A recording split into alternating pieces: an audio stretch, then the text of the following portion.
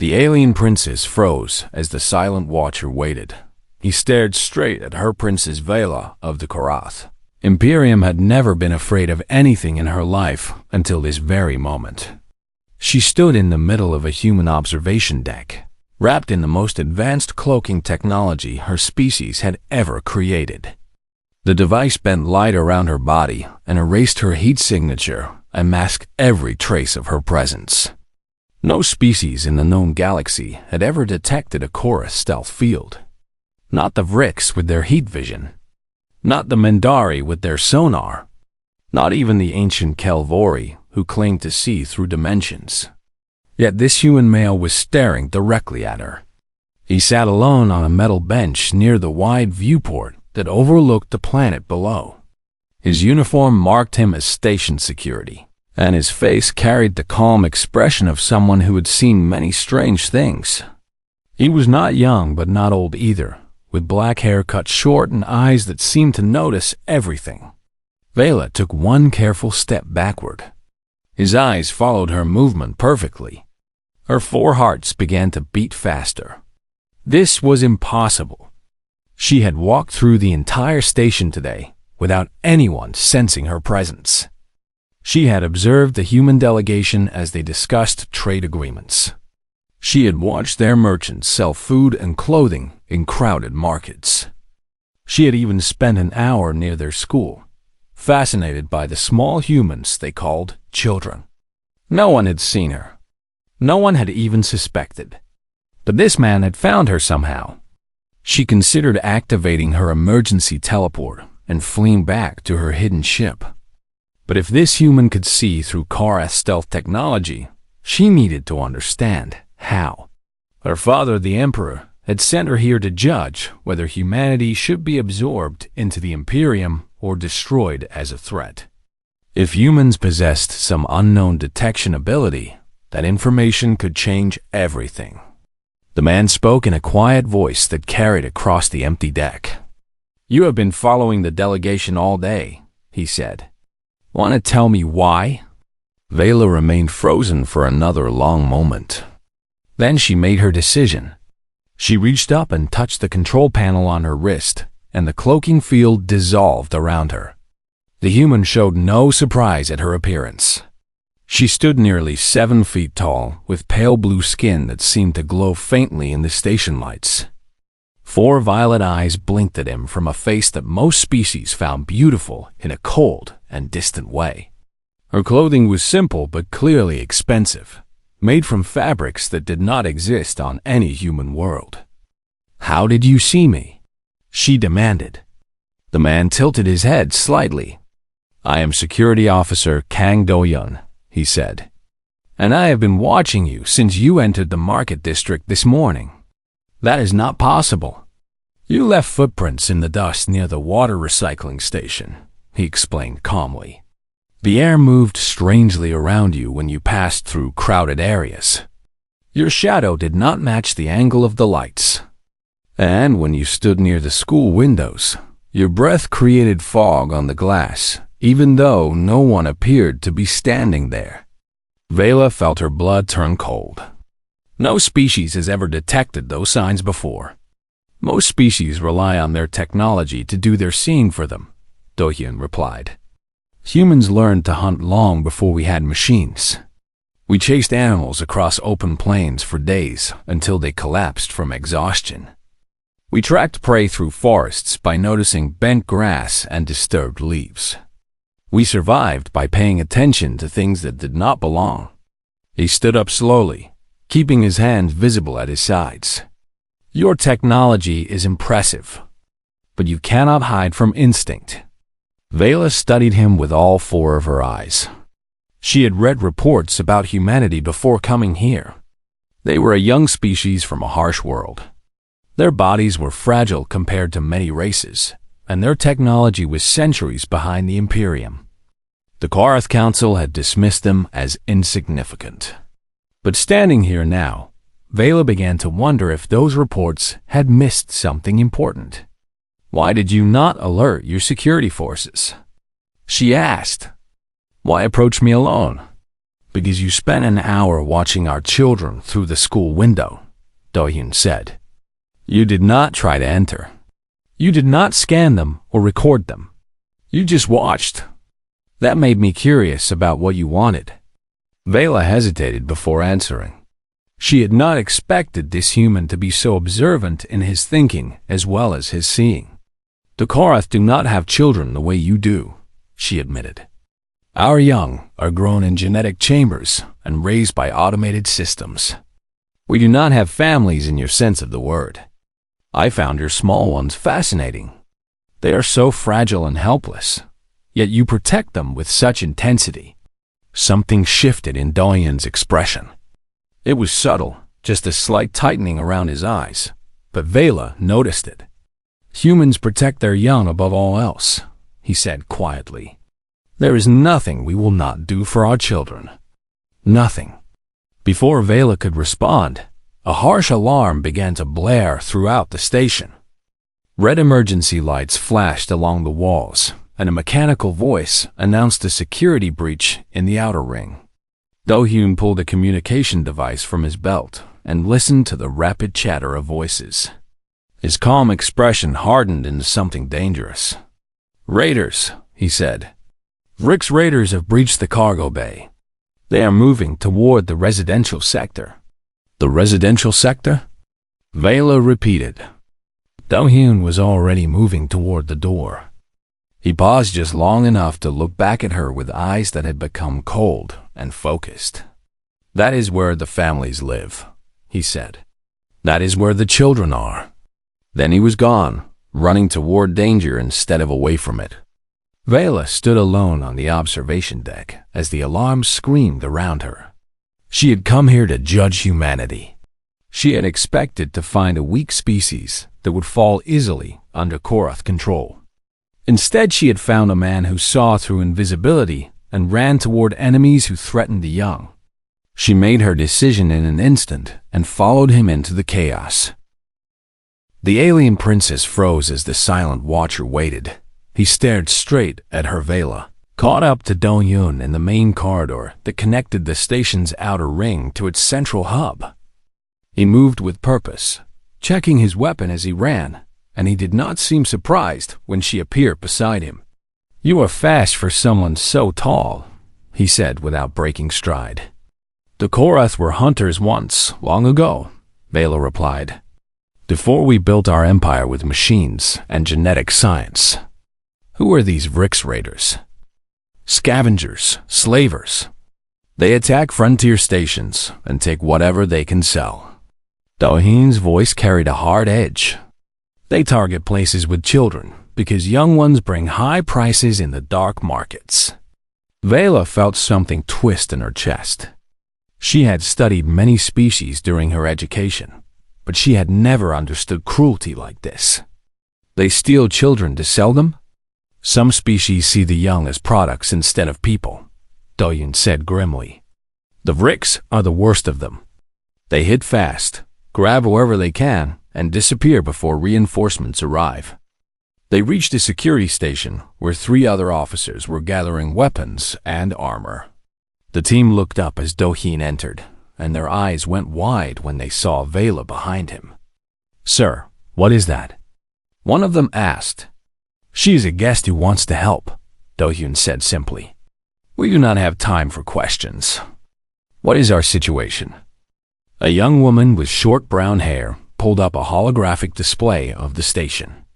12 Ricks confirmed. They cut through the cargo bay doors and killed the 2 guards there. They are moving through maintenance tunnels toward residential Block 7. Block 7, another officer whispered. That is where the school is. Do-hyun studied the map with sharp eyes. How many security personnel can we gather? Including us? 6 total. The rest are dealing with a fire the raiders started in the power station. It was a distraction. Vela did the math quickly. 6 humans against 12 Ricks. The Ricks were large and brutal, covered in thick scales and armed with plasma weapons. This was not a battle the humans could win. You are outnumbered 2 to 1, she said. The logical choice would be to wait for reinforcements from the planet's surface. Do-hyun shook his head. Reinforcements will take 40 minutes to arrive. The Vrix will reach the school in 10. We do not wait. You could be killed. Then we die between them and the children, Do-hyun said. It was not a boast or a dramatic statement. He said it the same way someone might describe the weather. It was simply what would happen. The other officers nodded in agreement. None of them showed fear. None of them suggested retreat. They checked their weapons and prepared to face an enemy that outnumbered them. Vela had seen many things in her travels across the galaxy. She had watched the great Karath war fleets burn enemy worlds. She had witnessed the fall of civilizations and the rise of empires. But she had never seen anything quite like this quiet determination in the face of certain defeat. I will help, she said. Do-hyun looked at her. You have combat training? I am a princess of the Imperium. I have trained in warfare since I could walk. And I still have my cloaking device. For the first time, something like approval flickered in Do-hyun's eyes. Good. You can get the children out while we hold the raiders back. There are maintenance tunnels behind the school that lead to the emergency shelters. The Vrix do not know about them. You want me to protect the children while you fight? I want you to save them while we buy you time. The team moved out, running through corridors that grew more chaotic as they approached the residential sector. Civilians were fleeing in the opposite direction, their faces twisted with fear. Some carried small children in their arms. Others dragged elderly family members by the hand. Do-hyun stopped each group long enough to point them toward the safest routes. Even in the middle of a crisis, he took time to help those who were lost and afraid. They reached residential block 7 just as the sounds of plasma fire erupted ahead. The Vrix had arrived at the school. Vela could see them through a window in the corridor. The raiders were massive creatures, standing 8 feet tall with gray scales and multiple arms. They carried weapons that glowed with deadly energy, and they moved with the confidence of predators who had never known true resistance. The school doors were sealed, but the Vrix were cutting through them with plasma torches. Inside, Vela could see human adults pressing children against the far walls, shielding them with their own bodies. There's a service entrance on the east side of the school, Do-hyun said quickly. Take the children through there and into the maintenance tunnels. Do not stop until you reach the emergency shelter. What about you? Do-hyun handed his spare weapon to one of his officers. We hold this corridor. It is narrow enough that they cannot use their numbers against us. We make them pay for every step they take. You cannot defeat 12 Vrix with 5 humans. I do not need to defeat them, Do-hyun said. I just need to slow them down long enough for you to get the children out. Every minute we hold is another minute you have to save them. Vela wanted to argue. She wanted to tell him this was foolish and wasteful, and that his life had value beyond this single moment. But she saw the look in his eyes, and she understood that nothing she said would change his mind. This was what humans did. They stood between danger and the innocent, even when standing meant dying. I will not let you down, she said. Do-hyun nodded once. I know you will not. Now go. Vela activated her cloaking device and disappeared. She ran toward the east side of the school, while behind her, she heard Do-hyun giving orders to his team. Steady now, he said in that calm voice. We hold here. We hold until the children are safe. The school doors began to buckle under the plasma torches. The battle was about to begin. The alien princess froze as the silent watcher waited. He stared. Straight at her, Vela found the service entrance exactly where Do-hyun had said it would be. The door was locked, but her Korath technology made short work of the primitive security system. She slipped inside and let her cloaking field drop so the humans would see her coming. The school was chaos. Teachers had gathered the children in the main classroom at the center of the building. Nearly 40 young humans huddled together, their faces pale with fear. Some of the smallest ones were crying, and the older children tried to comfort them with shaking hands. A woman with gray hair stood at the front of the group, her body positioned between the children and the door. She held nothing but a heavy book, ready to use it as a weapon if the raiders broke through. Her eyes were terrified, but she did not move from her post.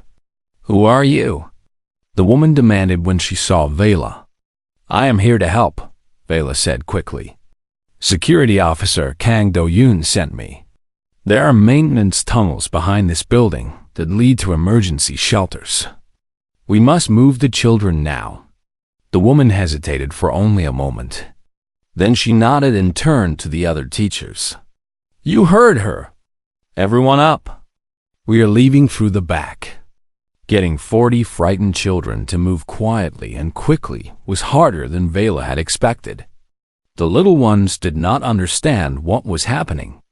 They asked questions and cried for their parents and stumbled over their own feet. The teachers did their best, but fear made everything slower. Vela found herself lifting a small girl who had frozen in terror. The child could not have been more than 5 or 6 years old, with dark hair tied in 2 small bundles and tears streaming down her round cheeks. "I want my mama," the girl whimpered. "We will find her," Vela said, surprising herself with the gentleness in her own voice. "But first we must get somewhere safe. Can you be brave for me?"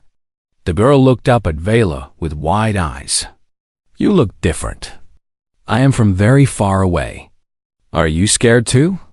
Vela considered lying, but something about the child's honest gaze made her tell the truth. "Yes, I am scared too. But being scared does not mean we stop moving. It means we hold on tighter and keep going." The girl wrapped her small arms around Vela's neck. "Okay, I will be brave with you." They reached the back exit just as the terrible sounds of combat erupted from the front of the school. Plasma fire screamed through the air, and Vela heard the deep roars of the bricks mixed with the sharp crack of human weapons. Do-yoon and his team had engaged the enemy. The gray-haired teacher opened the maintenance tunnel entrance, and children began flooding through. It was dark inside, but emergency lights flickered to life as they moved, guiding them toward safety. Vela stayed at the back of the group, the small girl still clinging to her. She kept looking over her shoulder, listening to the battle that raged behind them. The sounds were wrong. There was too much bricks weapons fire and not enough human response. The battle should have been more even if all 5 security officers were fighting. But Vela could only hear 2 or 3 human weapons returning fire. Some of them had already fallen.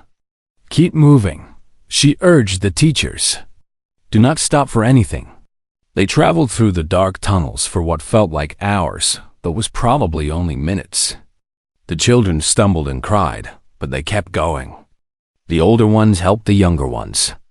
The teachers counted heads over and over to make sure no one was left behind. Finally, they reached the emergency shelter. It was a reinforced room deep in the station's core, designed to withstand almost any disaster. The teachers guided the children inside and began the process of sealing the doors. Vela set the little girl down gently. "You are safe now. Where are you going?" the girl asked. "I have to go back. But the monsters are back there." Vela knelt down to look the child in the eyes. "There is a man who stayed behind to protect you. He's fighting the monsters right now so you could escape. I cannot leave him alone. Is he your friend?" Vela thought about that question. She had known Do-hyun for less than an hour. They had spoken only a few words to each other. By any reasonable measure, he was a stranger. But he had trusted her with the most precious things his people had. He had given her the children without hesitation, believing she would keep them safe. And now he was dying so that she could succeed. "Yes," she said finally. "He is my friend." She activated her cloaking device and ran back through the tunnels. The sounds of battle grew louder as she approached the school, and when she finally emerged near the service entrance, she saw the cost of human courage. 3 security officers lay motionless on the ground. 2 others had taken cover behind overturned furniture, wounded but still fighting. And at the center of the corridor, standing alone against the remaining Vrix, was Do-hyun. His uniform was torn and burned. Blood ran from a wound on his forehead and another on his arm. But he stood firm, firing his weapon with mechanical precision, forcing the raiders to advance slowly instead of charging. 6 Vrix bodies lay scattered across the floor. The remaining 6 were taking cover, clearly surprised by the resistance they had encountered. They had expected easy prey. They had found the Guardian instead. One of the Vrix raised a heavy plasma cannon, aiming directly at Do-hyun. Vela did not think. She simply acted. She decloaked directly behind the Vrix and drove her blade through a gap in its scales. The creature screamed and collapsed, and suddenly every eye in the corridor turned toward her. Do-hyun glanced at her with something like relief in his exhausted eyes. "The children?" he asked. "Safe," she said. "All of them." He nodded once, and then his legs gave out.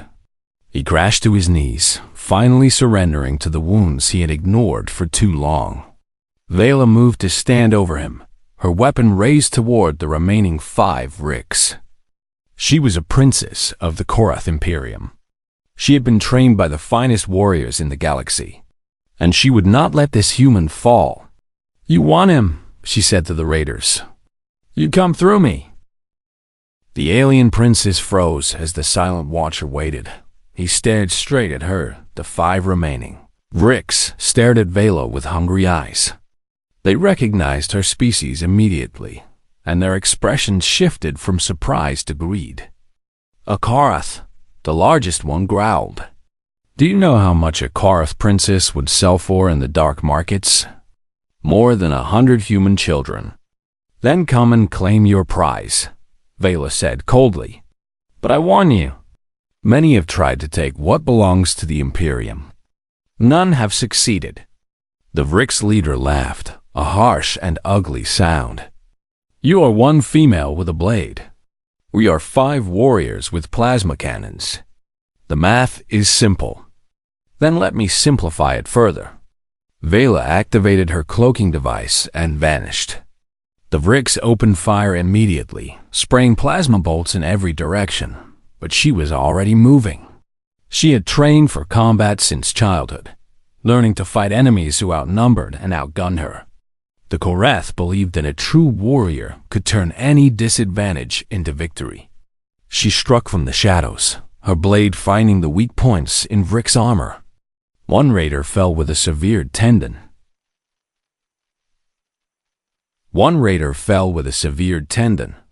Another screamed as her weapon pierced the soft flesh beneath his arm.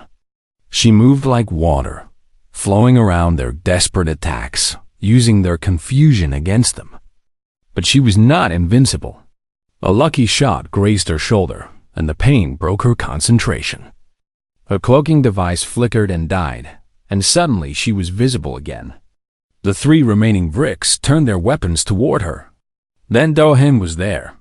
He had crawled to where a fallen officer's weapon lay and picked it up with bloody hands. He could barely stand, but he placed himself between Vela and the raiders, just as he had placed himself between them and the children. "Still alive?" The Vrix leader snarled. "Still standing," Do-hyun replied. His voice was weak but steady. "And still between you and anyone you want to hurt." The Vrix raised his weapon. "Then die standing." The plasma bolt never reached its target. Station security reinforcements poured into the corridor from both ends. 20 officers in full armor, weapons blazing, overwhelming the remaining raiders with sheer numbers. The Vrix fought back, but they were outnumbered now, and they knew it. In less than a minute, it was over. 2 raiders were dead, and the last one had surrendered, dropping his weapon and raising all four arms. Vela caught Do-Yun as he finally collapsed. His body was heavy, and his blood soaked into her expensive clothing, but she did not let him fall. "Medics!" she shouted. "He needs medics now." Officers rushed forward to help. They took Do-Yun from her arms and placed him on a stretcher. Medical personnel surrounded him, speaking in rapid technical language that Vela did not fully understand. "Is he going to live?" she demanded. One of the medics looked up at her. "He has lost a lot of blood, and he has plasma burns on his chest and arms. But he is strong. We will do everything we can." They carried him away, and Vela stood alone in the corridor surrounded by bodies and destruction. The other security officers stared at her with a mixture of gratitude and confusion. They did not know who she was or why she had helped them. A woman with commander's insignia approached her. "I am Commander Park Jisoo. You fought beside my people. You saved our children. Who are you?" Vela considered lying. She considered giving a false name and disappearing back to her ship. Her mission was supposed to be secret. No one was supposed to know that a Korath princess had visited human space. But she thought about Do-Yun standing alone against 12 enemies. She thought about the teachers shielding children with their own bodies. She thought about the little girl who had promised to be brave. These people had shown her their truth. They deserved hers. "I am Princess Vela of the Korath Imperium," she said. "I came here to judge your species. My father, the Emperor, is deciding whether humanity should be absorbed into our territory or destroyed as a potential threat." The commander's eyes went wide. "And what will you tell him?" "I will tell him that I have seen what humans are made of. I will tell him about a security officer who saw through invisibility because his instincts were sharper than any technology. I will tell him about a man who held a corridor alone so that children could escape. I will tell him that humanity protects its young with a ferocity that the Imperium cannot match." Commander Park studied her face. "Does that mean peace?" "It means that my father will not risk war with your kind. The Korath conquer species that are weak. We ally with species that are strong. Today you have shown me that humanity is strong in ways we never imagined." The commander nodded slowly. "Then we owe Officer Kang more than his salary." "You owe him everything," Vela said quietly. "He was willing to give his life. Not for glory or reward. Just because children were in danger. I have traveled across the galaxy, and I have never seen anything so beautiful or so terrible." She looked toward the medical bay where they had taken Do-Yun. "May I see him when he wakes?" "You can stay as long as you want," Commander Park said. "After what you did today, you are welcome on this station forever." Vela nodded and began walking toward the medical bay. Behind her, the security officers started the grim work of cleaning up the battle. They moved the bodies and patched the walls and tried to restore order to the chaos. But Vela knew that nothing would be the same after today. Not for this station, not for humanity, and not for herself. She had come here to judge. Instead, she had been judged. And she had learned that courage was not the absence of fear. It was standing firm when everything inside you screamed to run. The alien princess froze as the silent watcher waited. He stared straight at her. 3 days passed before Do-Yun finally woke. Vela had spent most of that time in the medical bay, watching the human machines work to repair his damaged body.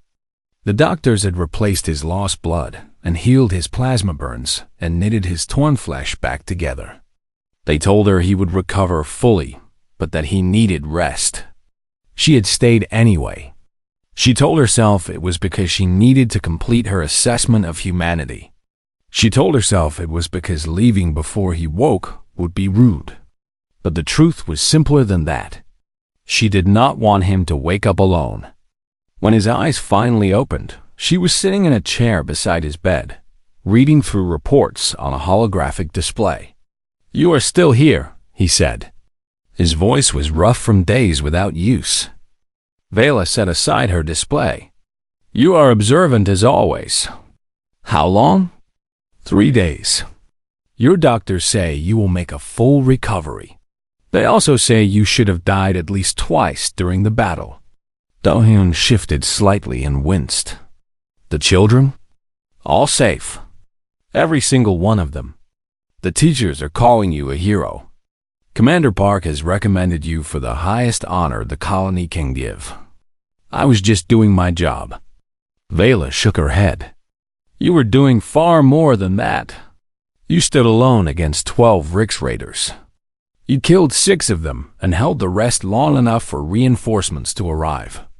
You took wounds that should have stopped you 10 times over, and you kept fighting. That is not just doing a job. That is something more. Do-hyun was quiet for a moment. Then he looked at her with those sharp eyes that had seen through her cloaking device. You came back. You got the children to safety, but then you came back to fight beside me. Why? Because I could not leave you alone. Viola answered. Because you trusted me with your children, and that trust meant something.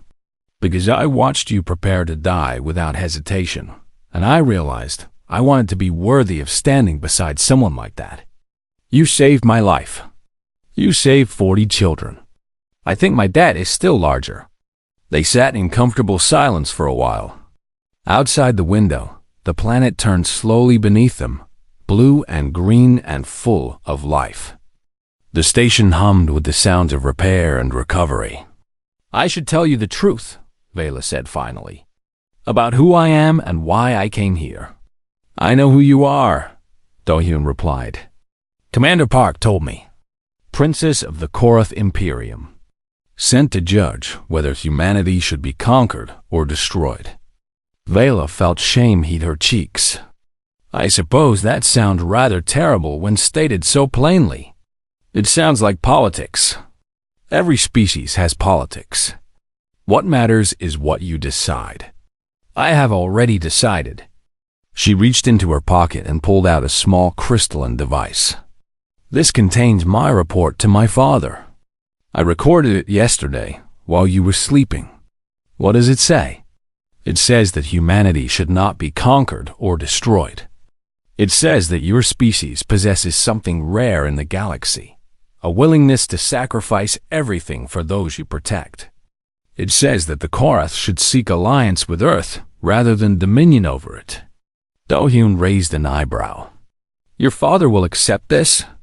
My father respects strength, and I have told him that humans are the strongest species I have ever encountered. Not because of your technology or your numbers, but because of your hearts. Our hearts? I watched you run toward danger instead of away from it. I watched teachers shield children with their own bodies. I watched a little girl promise to be brave because I told her I was scared too. These things are not common in the galaxy, Do-hyun. Many species claim to value their young, but few would die for them the way you did. She activated the device, and a holographic image appeared above it. It showed the Korath symbol for humanity, a new designation that had never existed before. Earthkin, she said. It means those who stand between. That is what I have named your species in the official records. From now on, every Korath who reads about humanity will know that you are the ones who stand between danger and the innocent, who hold the line even when holding means dying. Do-hyun stared at the symbol. That is a heavy name to carry. You have already carried it. You and every human who fights for something greater than themselves. I am simply recognizing what already exists. A soft knock came at the door. Vela turned to see a small figure peeking through the opening. It was the little girl from the school, the one who had clung to her in the tunnels. Excuse me, the girl said shyly. The doctor said I could visit.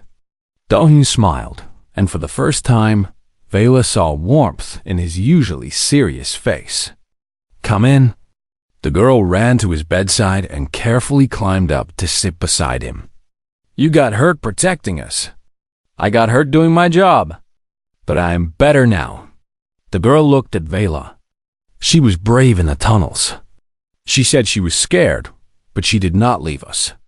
Vela felt her foreheart squeeze. "You were brave too. I told my mama about you. She said to say thank you."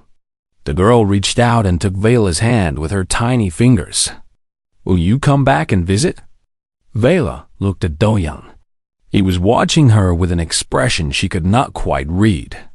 "I do not know," she said honestly. "I have to return to my home and deliver my report. But perhaps, if our peoples become allies, I will have reasons to visit your world again." The girl smiled. "I hope so. You see us like Officer Kang does. You see things other people miss." Vela blinked in surprise. "What do you mean?" "Most grown-ups look, but they do not see." "You see." Dohyun laughed softly. "Out of the mouths of children." Vela stood and gathered her things. It was time to leave. Her ship was waiting, and her father needed her report. But she paused at the door and looked back at the human man and the little girl sitting together. "Thank you," she said, "for showing me what humanity truly is." Dohyun nodded. "Thank you for standing with us, for seeing us." Vela smiled, a rare expression on her usually composed face. "That is what we do now. We see each other." She left the medical bay and made her way to her hidden ship. Within the hour, she was leaving human space, carrying a report that would change the relationship between their species forever. And in the galactic records, a new entry was added to the file on humanity. Species designation: Vareth Kin, those who stand between. Assessment: allies of the Korath Imperium. Special note: approach with respect and caution. They see what others cannot, and they will die before they let harm come to those they protect. They are the silent watchers, and they are always watching.